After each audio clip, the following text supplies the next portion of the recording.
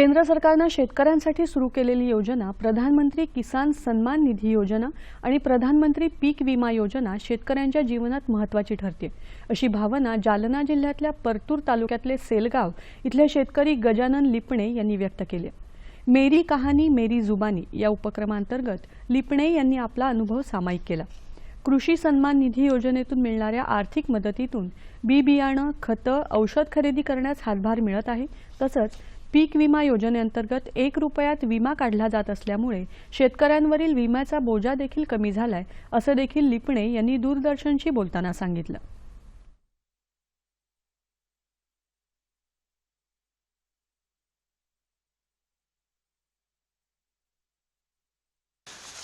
मला पंतप्रधान किसान सन्मान योजनेमधून दर वर्षाकाठी 6,000 रुपये मिळतात आणि अविरतपणे रेग्युलरली हे 6,000 रुपये 2-2 हजाराच्या हप्त्यानं माझ्या खात्यात जमा होतात।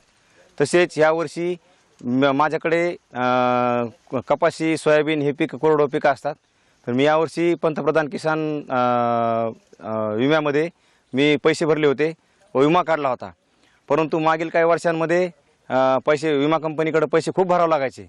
पण मोदी साहेबांचे आभार व्यक्त करतो की त्यांनी आता हा विमा प्रति शेतकरी 1 रुपयामध्ये उपलब्ध केलेला आहे।